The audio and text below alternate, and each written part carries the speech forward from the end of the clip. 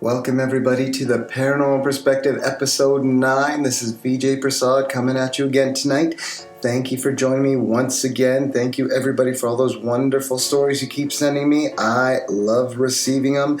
I love sharing them. If you have your own personal paranormal experiences to share, please email me at info@paranormalperspective.com. You can also find my website, www.paranormalperspective.com. Also, you can find me on YouTube and on Facebook as Paranormal Perspective. And please, if you are in need of a paranormal investigation and are in the Calgary or Southern Alberta area, just please email us at our website, cappy7.ca. There's a contact page there, and you can reach us, send us your information. We can go through and see if we can help you out. That again is cappy7.ca. Thank you very much for joining me for episode 9 tonight.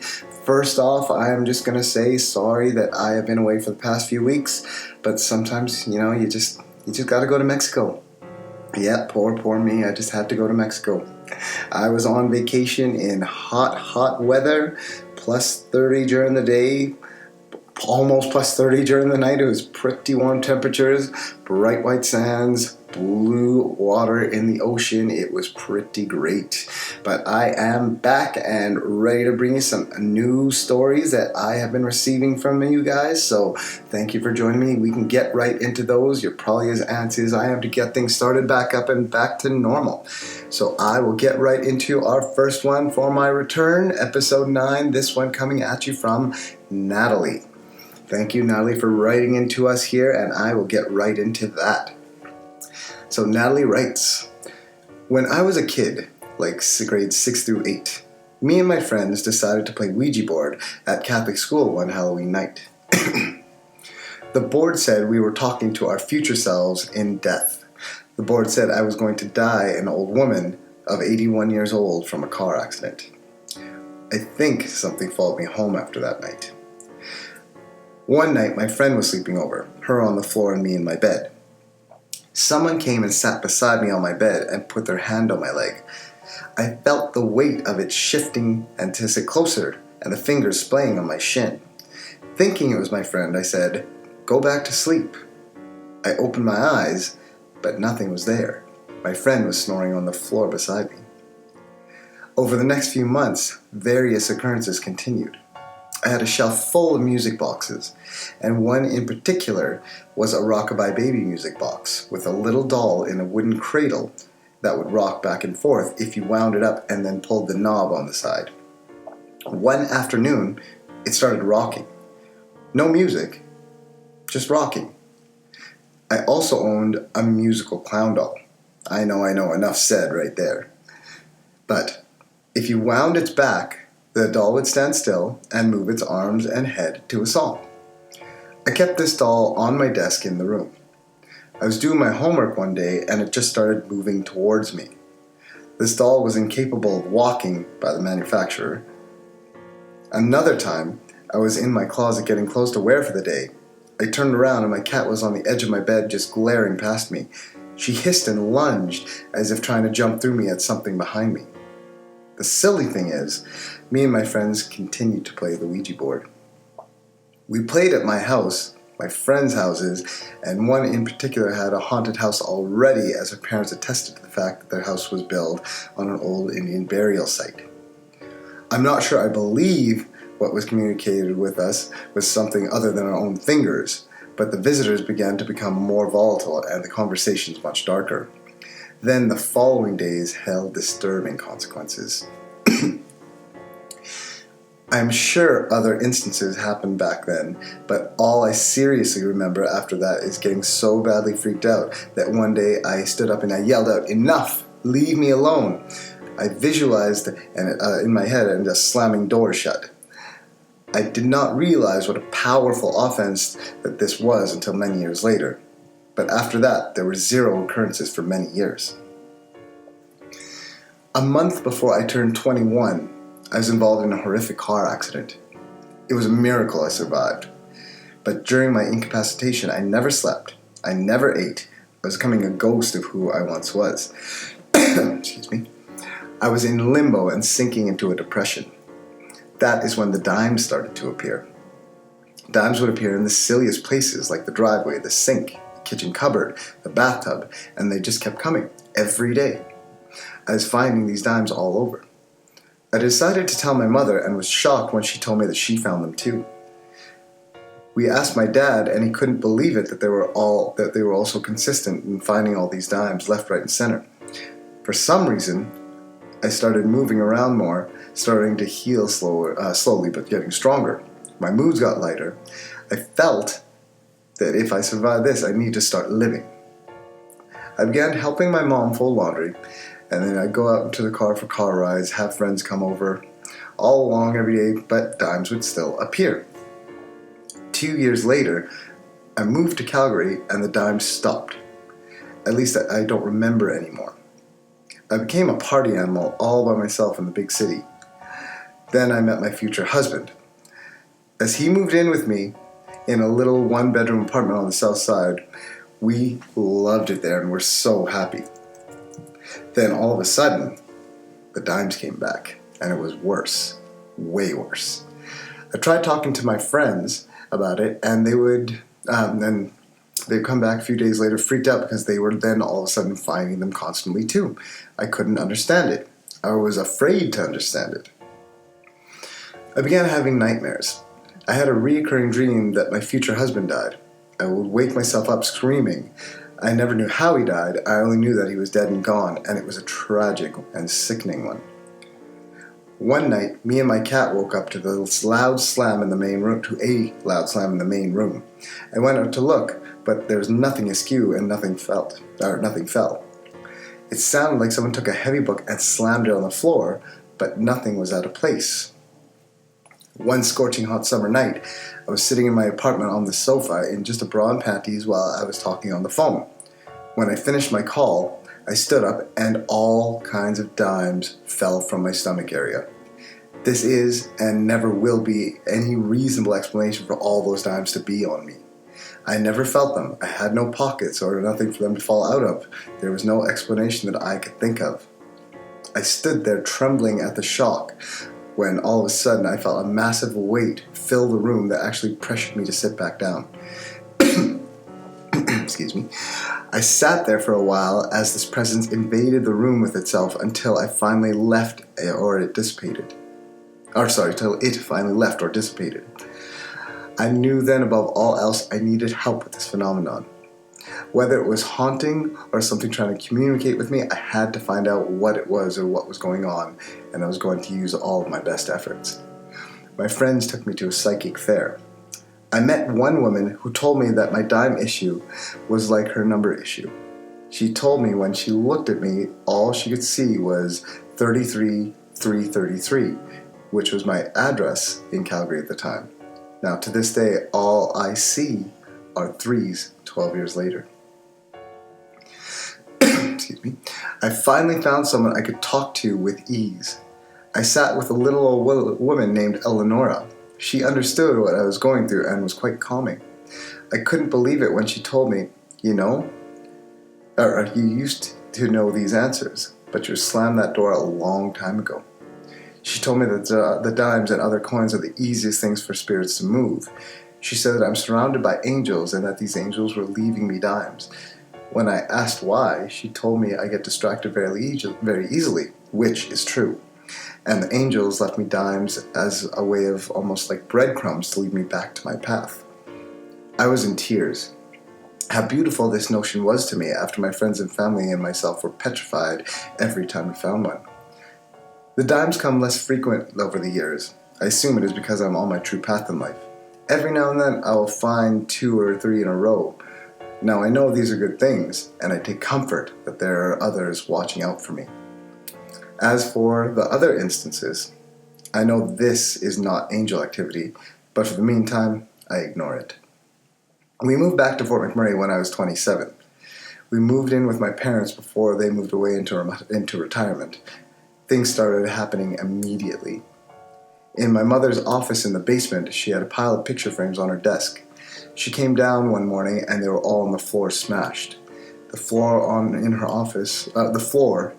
in her office was carpet.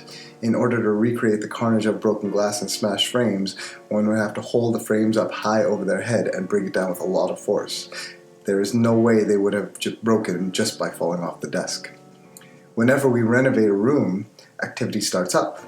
Mostly it's sounds and things being moved or knocked off. It's mostly unnerving in early mornings, like a feeling of being watched or something around you. For the most part, though, I ignore it. I find this tactic works well. If you get scared or nervous or even talk about it, it's like it gives it energy to get stronger. One evening, I was cooking and in the kitchen, and I was pulling something out of the oven. And in the corner of my eye, I thought I saw my husband walk by me with a t-shirt and jeans. I called out to him to come help me, and he did not answer. I followed him around the corner, and there was no one there. I finally found him in the basement, and he was wearing a red hoodie with no white t-shirt underneath. One morning, I woke up early, and my husband went to work and came downstairs and lied down on the sofa. Oh, sorry, I said that wrong. One morning I woke up early when my husband went to work, and I went downstairs and lied on the sofa waiting for the chimney crew to show up. Me and my dog were almost asleep when we both heard what sounded like a bowling ball drop to the floor above us, and roll all the way across the floor to the other side of the house. I went upstairs and found nothing out of place, nothing on the floor. I don't even own a bowling ball or have anything upstairs that could have created that same sound. I got telling my brother about these happenings, so he suggested we do some investigating. He spent the night, and we set up cameras and tape recorders. We also put powder on the floor and traced out objects on the counter. We kept losing power in the machines and were able to only capture the sound of something being dropped on the floor when we did nothing.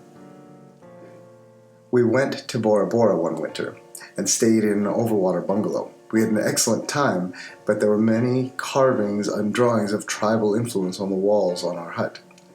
I was wondering about them and what they meant. The last night in the hut, there was what seemed like a mischievous entity running around our hut and crinkling papers. We could hear footsteps running around the hut. We ended up having to sleep with the light on because it stopped when there was light. The next day, getting on the plane, Steve felt something or someone at his back, and he actually hit his back and actually turned around and said, "Hey, don't follow me." I was surprised and asked him further, and he said he felt he had to say it. I was sleeping on the sofa one evening, and there was a bowl of Halloween candy on the end table next to where my head was. I was awoken to these wrappers crinkling quite loudly. I turned and looked, and it immediately stopped. There's also many times you see things or movement in your peripheral vision. Our friends and family have mentioned this to us as well. My sister-in-law was visiting and was sleeping in the basement. She awoke to hearing someone down there doing laundry at 2 a.m. I think the last event was the most powerful so far. It was an evening when we had the house full of people and the fireplace was burning bright all night. The house was hot. When everyone left, me and my husband sat on the couch, and all of a sudden a chill came through the room, along with a suffocating heaviness. My husband's arms goosebumped, and the hair stood up on end. He felt like something was breathing in his ear and sitting on his shoulder. He felt totally like his face was invaded. He fought back by yelling and swearing at whatever it was attacking him. It got worse. I told him to forget it and close his eyes and think about anything else besides what was happening. Weak defense, but eventually it worked, and the house slowly felt normal again. Activity has been quiet for the last few months. I think the key is to ignore it and not let it get the better of you. I'm not sure what it is. Sometimes it feels bad. Other times it feels like it's just a trickster. Mostly, it just feels like something is around. Natalie, that is kind of crazy in terms of the amount of activity you are experiencing. Excuse me. Now, first things first, as I tend to address with those bad old Ouija boards, those things are a danger to everyone listening. This, I think, is actually a good way to show that. Natalie used that Ouija board, and now, not saying that is exactly what did it, but saying that it may have been a catalyst. We have something that opened up a doorway, and years later, she's still experiencing something. Excuse me while I took a little sip of my coffee there. But it does sound like you've been followed. I mean, really, no, there's no other way to say it, because no matter where you go, it seems like activity is continuing around you. That's kind of a big deal. I mean, something is stuck to you for whatever reason. We don't know what at this point, but something is following you around, getting your attention. The good thing is, in all these years, it's never caused you physical harm. Okay, so that's something to take a little bit of solace in. It's never tried to hurt you. It may have invaded your space. It may have invaded your husband's space, got a little too close for comfort. But in taking the positive out of that, it has never harmed you. But it has done a lot to really get your attention. It's not scratched you, it's not hurt you, it's not done anything negative in that sense, but it has made you know that it can touch you. It has made it known that it can communicate with you in many ways, using noises, all that kind of stuff. I do believe, truthfully, that if it wanted to harm you, it would have by now. I mean, this is years of spanning activity that we're talking about. So definitely, I would say I'm thinking myself that you don't have anything to worry about. It's like you said also, when you ignore it, it seems to go away. Almost like a child that really wants attention, and it's trying to be bad so that way you'll pay attention to it, but then finally, if you ignore it enough, it's a bad thing to say it that way, but if you ignore it enough, the child will go off and play by himself. He'll entertain himself. That's kind of what it sounds like to me, is that's kind of what this activity sounds like, is just like a child who's, every now and then he's going to throw a little tantrum to kind of get your attention, and then if you give it that attention, it'll do more, but otherwise, if you don't, it tends to go away. It tends to go play by himself till he can't handle it enough and then wants a little more attention again. So it seems like the little bit of attention that it gets is enough to call the activity a little bit, and then you ignore it and then it goes away.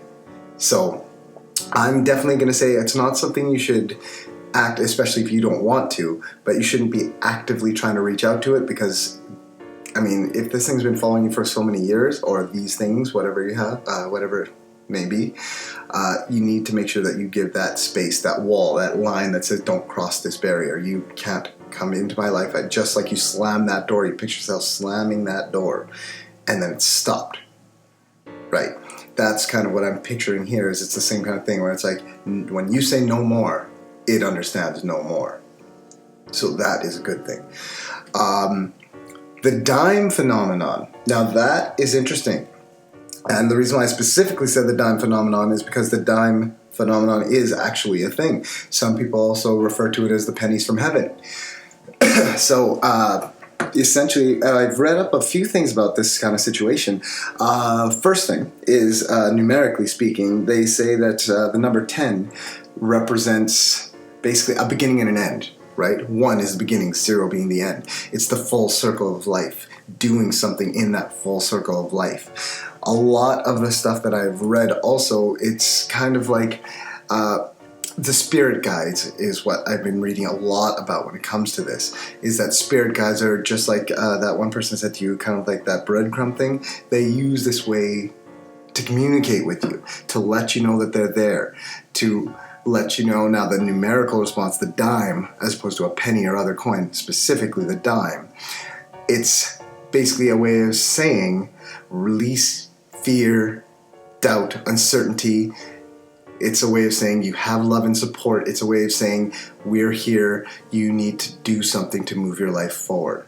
It's telling you to trust your gut and do something. That's what that numerical meaning is of the dime, specifically in this case. So that's one interpretation, specifically from an angelical standpoint. So that one I saw, and the reason why I use that one is because I know you feel that there's certain darker things around you, and that's why I want to pay some focus to this, is because if there's a darker entity around you, these dimes represent something positive, something light, something saying, I'm here, we're okay, we can do this. So that dime is actually a way of saying, we're going to protect you. Symbolically, in a way, when that situation of you, when you were on the phone and the dimes were on you. Now, When you stood up, the dimes fell off, and then all of a sudden you're filled with this pressure from this dark force. The dimes were on top of you, you didn't feel anything. You stood up and they fell, and all of a sudden this pressure is coming back at you. Kind of makes you think, right? These dimes, they represent that protection. When the protection fell off, all of a sudden this force is able to impose itself a little more. So it almost makes me think that this is that way of your protection, your spirit guides, your loved ones, those who are there saying, we're with you. But when they fell off of you, all of a sudden this thing was able to impose itself a little more. So I'm going to say use that as a positive. And also remember that your own interpretation makes a huge difference. If you say it's positive, it is positive. So there is a force of protection around you, from what I can tell, that is now saying, we're here, we can do this, we will keep you covered. And these forces that might be dark or trying to bring you down a little bit don't get to. Because those that are loving you, those who are protecting you, your spirit guides, those positive forces in your life, they are not giving you the opportunity to falter. And also when you think about it, right after your accident, these things, when you were coming around, these things were showing up. They were saying, we're going to get you through this. Those dimes, those representations of positivity in your life are coming around saying, we're right here. And then when they started kind of disappearing a little bit, not being so evident, well, you're not feeling that oppressive force anymore. So I'm sure they are still there, but you don't really need them to be there at that moment, because everything's going okay, right? You're, like you said, you're on that right path. In many ways, even though there's a bit of a scary element to this story, it's actually quite uplifting, because it kind of makes you really feel that, okay, I've got these things around me, protecting me, keeping me safe, keeping me strong, watching my back when I need them. You have that. You have a representation, and literally you have a physical representation. These dimes showing up, you have this physical thing showing you that your loved ones are there protecting you. That's a very positive and uplifting story. Even though there's a darker element there, potentially something that is negative around you, it can't touch you, because you have these beautiful forces protecting you. Natalie, in many ways, I'm envious. That is actually quite a wonderful story. I just want to say thank you very much for sharing that with me tonight, and I look forward to hearing from you more. I know you were saying that there hasn't been much activity in the past few months, but I definitely look forward to anything more that you have to tell us, because that was a very interesting story, Nat. That was great. And I mean that. That was great, because it's very uplifting. Even in the face of something dark, it was very uplifting. Thank you very much. Everybody out there, thank you very much for joining me tonight, for listening to Natalie's story, and thank you for joining us at the Paranormal Perspective episode 9. Once again, if you have your own paranormal experiences to share, please email me at info@paranormalperspective.com. Find me on my website, www.paranormalperspective, and yes, you can find me on YouTube and Facebook as The Paranormal Perspective. And for those potentially needing any paranormal investigations, if you're in the Calgary area or Southern Alberta, you can find us on the web as cappy7.ca. You can reach us through our contact page. Let us know what's going on, and we can see if we can help you out. Thank you, everybody, for joining us tonight, and joining me tonight. And I will talk to you in episode 10. Take care.